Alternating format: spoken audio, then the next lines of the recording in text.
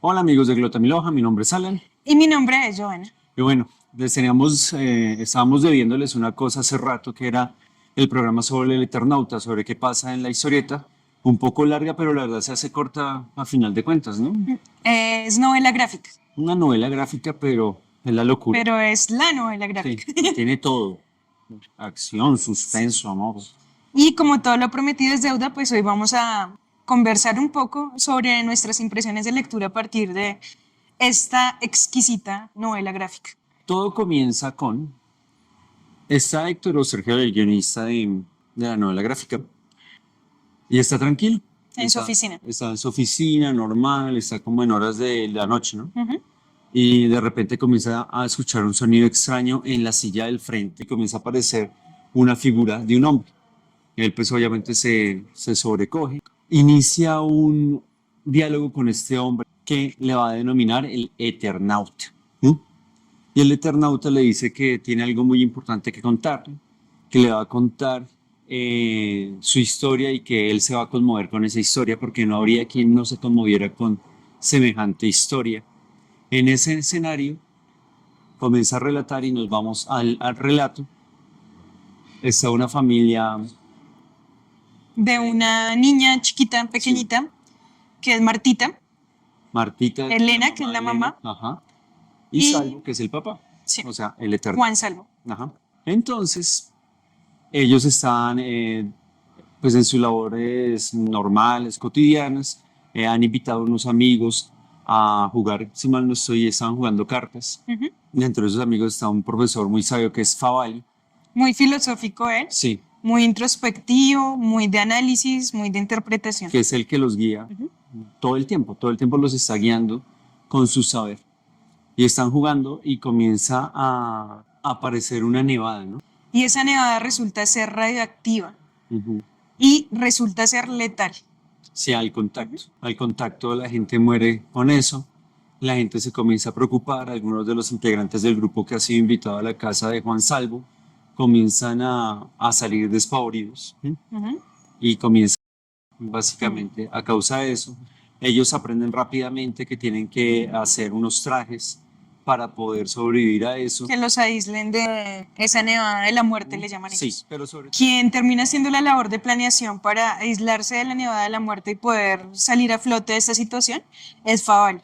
Fava, Los demás lo que hacen es obedecer sus indicaciones, seguir sus directrices, pero él es el que planea los trajes, con qué material tienen que hacerse, de qué manera se puede aislar tanto el cuerpo como la casa para que esa nevada no vaya a entrar y no vaya a acabar con todos sí, ellos. para que puedan respirar, pues, oxígeno libre de veneno, Ujú. es todo lo que implica, digamos, una situación extrema como la que se plantea A mí me en el parece muy Eternauta. genial como Francisco Solano, mi primo, no me interesa, cómo él logra con sus dibujos transmitir esa angustia de los personajes. Sí, las gráficas son Uy, divinas.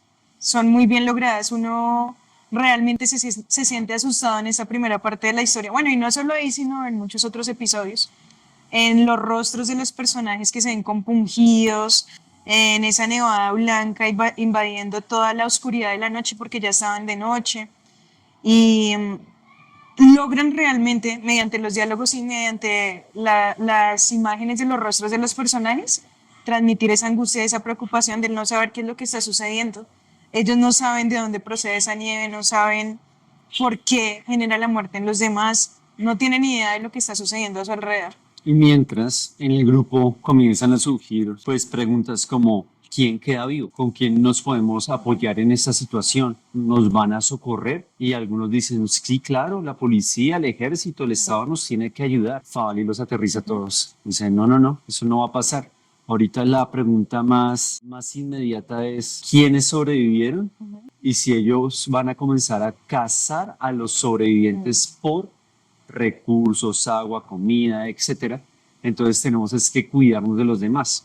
Y Y ellos, ¿y cómo reaccionan ellos frente a eso, no? hace una referencia a la animalidad del ser humano en momentos de peligro. Sí, Entonces él dice, no, en este momento no podemos confiar en los demás, tenemos es que ver cómo podemos salvarnos y cómo podemos proveernos de víveres, de agua, de lo que necesitemos sobrevivir a esa situación. Sí, Entonces, rápidamente ellos hacen un plan para poder salir de la casa e ir por medicinas y víveres. sí, y Favali es un hombre muy práctico, muy sabio también al mismo tiempo, y los demás en un principio, sobre todo el mismo Juan Salvo, es como, este hombre está loco, ¿qué le pasa? ¿Cómo puede ser como tan cruel? Pero cuando comienzan a perder miembros, cuando comienzan a excursionar dentro de ese Buenos Aires, en ese terreno como apocalíptico, pues Juan Salvo comienza a darle la razón a Favali a una persona de su grupo, justamente buscando medicinas, víveres y demás. Esto comienza como a retarlos a ellos psicológicamente, que ven en cada movimiento de una bolsa que va pasando por el viento, por decir algo, y comienzan a estar paranoicos, ¿sí? Pero sobre todo paranoicos, más allá de lo que está pasando. Es curioso cómo rápidamente como que se olvida uno también como lector de esta nevada venenosa en presencia de un peligro inteligente que viene a ser el ser humano mismo. Los otros Sí, sobrevivientes. sin querer sonar yo ahorita acá Thomas Hobbes, pero sí es algo así. Los mismos personajes lo dicen. No imaginábamos que el mayor peligro iba a estar en nuestros congéneres y no en esa nevada de la muerte. Porque además de ver muchos cuerpos por ahí ya sin vida, de ver cómo muchas personas fueron sorprendidas por esta nevada en el momento en que estaban haciendo sus labores cotidianas y estaban simplemente dándole roda a su diario vivir, pues ellos ven también a otros hombres ya atacándose entre ellos para poder obtener lo que consideran es urgente y necesario. En ese camino encuentran también aliados. Uno de los aliados que consiguen, un muchacho muy práctico, que es Franco, ¿sí? Y un niño que aparece en una de las farmacias que Sí, ellos Pablo. pues van allá, pues básicamente A proveerse de medicinas, se escuchan por ahí unas voces, en principio lo ven como amenaza, Sí. y luego se dan cuenta que es este muchachito que había sido encerrado por su tío, ¿era?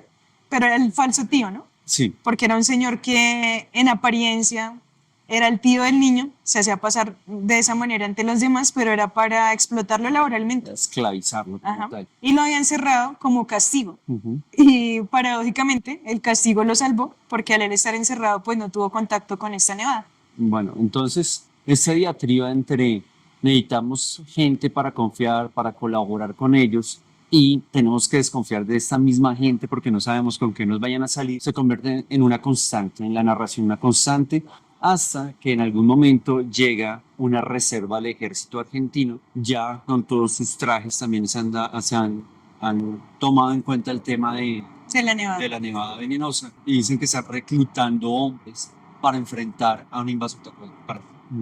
Pablo no es reclutado como tal, pero sí Franco, Favali y Juan Salvo se integran a ese ejército y pues obviamente que Juan Salvo, como el padre de Martita, esposo de Elena, es el que más pone resistencia a eso, pero sabe que tiene que hacer algo porque solo no va a poder lograr nada. Él solo, tratando de defender a su familia, no va para ningún lado, entonces decide enlistarse.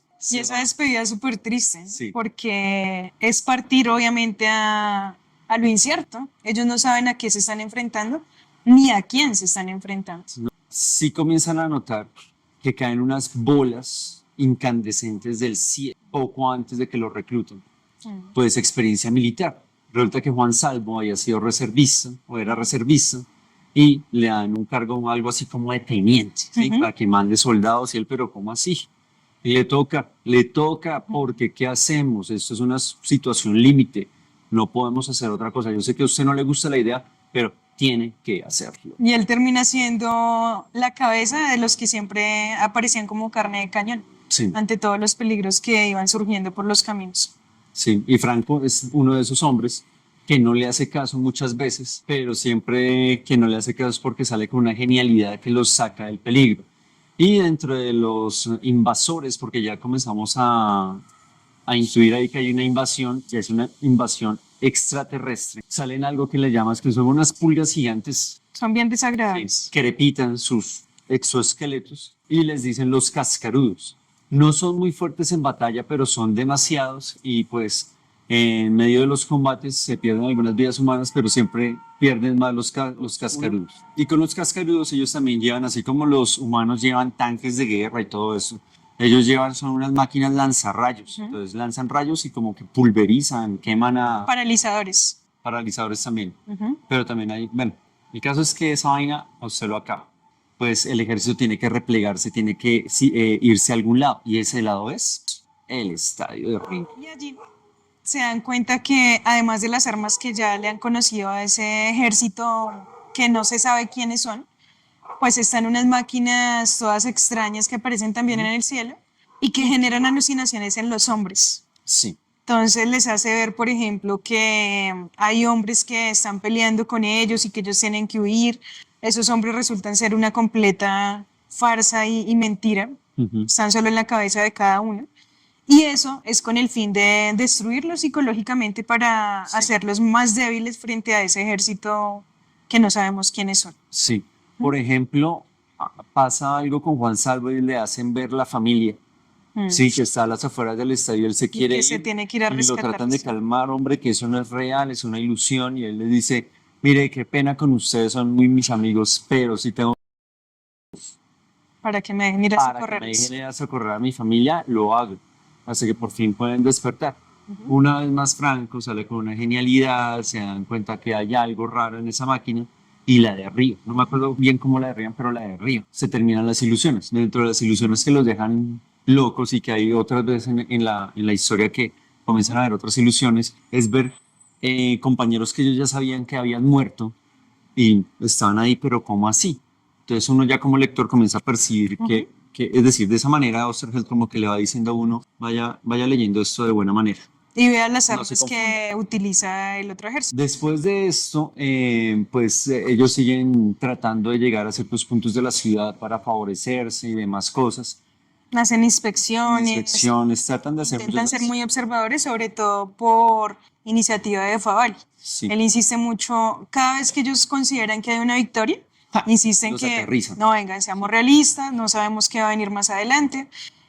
Evidentemente los cascarudos no son los que mandan en esta guerra. Ajá. Hay alguien más encima de ellos que los está comandando. Tenemos que tener cabeza fría, mirar cómo vamos a salir de esta situación. Ellos notan que los cascarudos tienen una especie de dispositivo que es como si los manejaran a control remoto. Sí. También Favalli pues nota eso. Esto se vuelve básicamente en una batalla calle a calle. ¿Sí? Entonces, al ser calle a calle, pues cada casa puede ser un nido para un francotirador, pasando la esquina puede ver algo, y en serio pasa.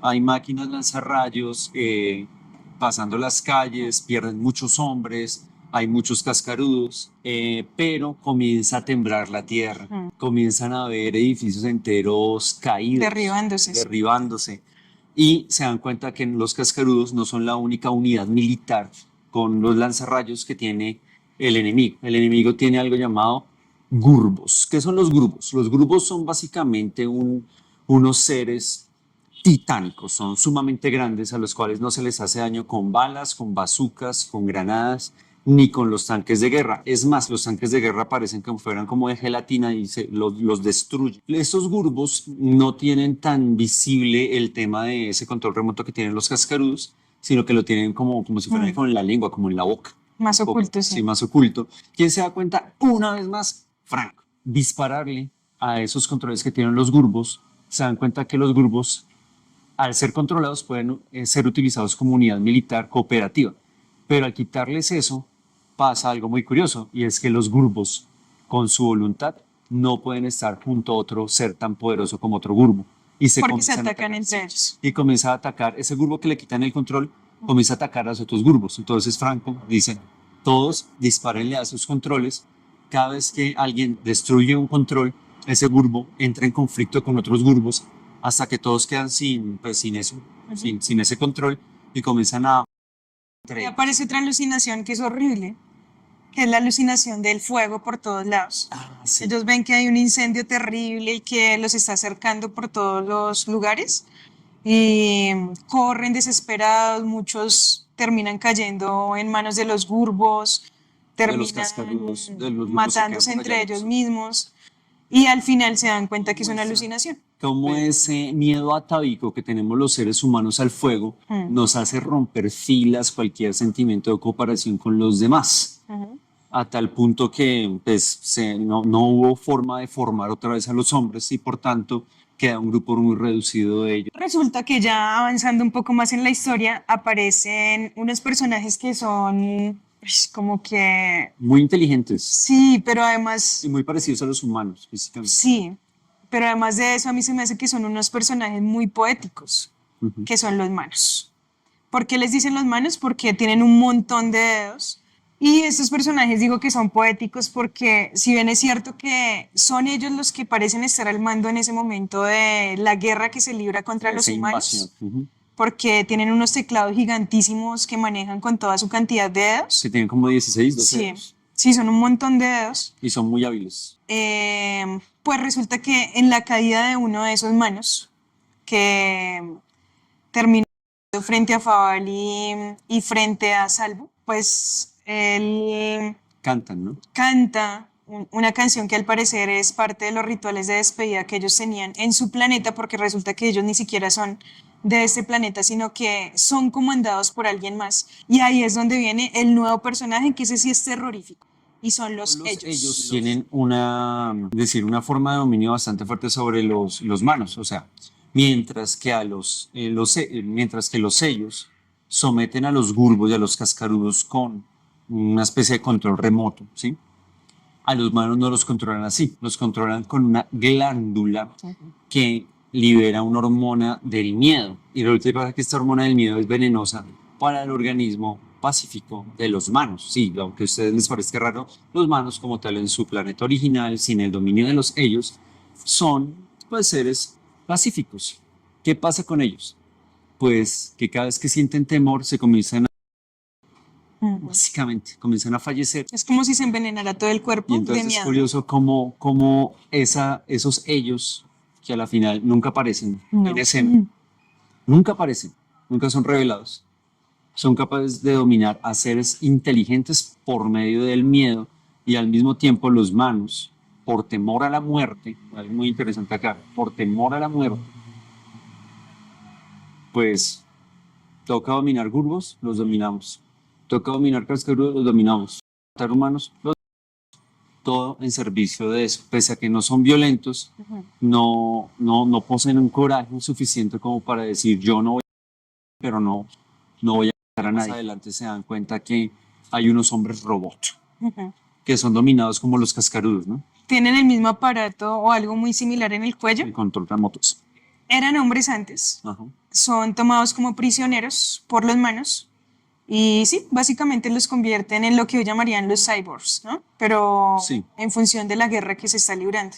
Sí. Entonces ellos Los vuelven obedecen todas las órdenes que les envían a distancia los manos. En todo caso, la invasión continúa y la humanidad se va acabando, se va acabando. Ay, sí. Incluso los manos comienzan a mandar no hombres robots, sino mujeres robots que no se les nota el control remoto, se los ponen en otros sitios, como en las manos. Y Que al parecer son por muy medio de bellas armas. físicamente, Sí, ¿no? son mujeres. Ahí aparece una específicamente Sí. que Franco, que es como el más fuerte para pelear y para la estrategia militar, lo engancha a una mujer muy bonita hasta que se dan cuenta y pues el mismo Franco se da cuenta, pero Sí. le tienen que ayudar como para quitársela de encima, porque pues ya obviamente los sellos por medio de los manos se habían dado cuenta que este hombre tocaba engancharlo de otra manera.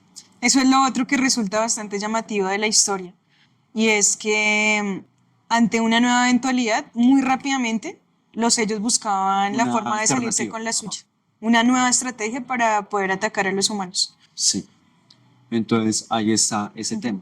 Luego de esto, pues por avatares del destino, después de tantas desgracias y huyendo de urbos restantes, cascarudos restantes, pero sobre todo de hombres robots, llegan a la casa de Juan Salvo una vez más, donde aparentemente Martita y Elena. Martita y Elena.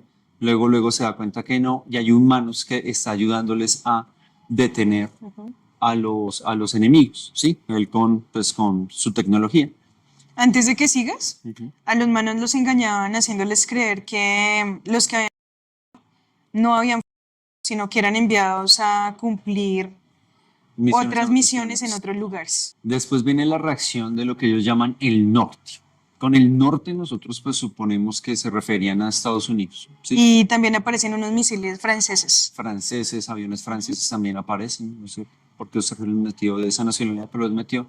Pero hablando del norte, comienzan a aparecer en el cielo que parecen cohetes ICBM, o sea, misiles intercontinentales, o sea, misiles balísticos que, como ustedes saben, son nucleares. Pero eso sucede cuando ellos encuentran al fin como lo que parece ser el centro de operaciones de los sellos, que está blindado con una especie de cápsula, que ellos no saben muy bien de qué material es ni Como un cómo campo funciona. de fuerzas, como más que un material, es como energía pura, o me imagino yo. Algo así explica Favali.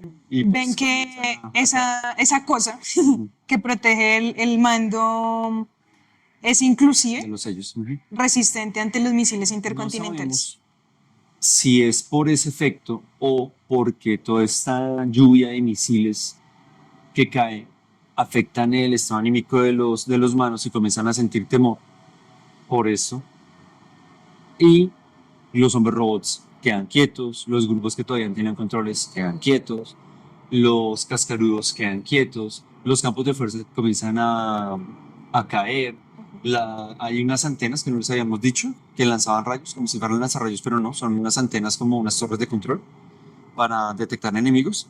Dejan de funcionar, se ponen rojas. Pero hay una esfera, ¿no? Sí. Que sí sigue alumbrando. Sí, pero rojo, así Sí. como desactivándose. Y comienza a haber como una retirada de naves. ¿Sí? Las que antes cayeron del cielo comienzan como, nos vamos. Pues resulta y pasa que comienzan esta canción de despedida que tienen los manos, comienza a escucharse por todos lados y dices, uy, ¿qué pasó? Y ahí hay algo muy bonito, que es que la canción no es solo de despedida, sino que es una canción de cuna en el planeta de Tú me ellos. decías que incluso parecía algunas tribus colombianas, ¿no? Tribus indígenas, sí, que utilizan cánticos tanto en el momento de la defunción como en el momento De la lumbre. de la infancia de los niños. Con Favalí otra vez aterrizándolos, ellos celebrando, ¡ey!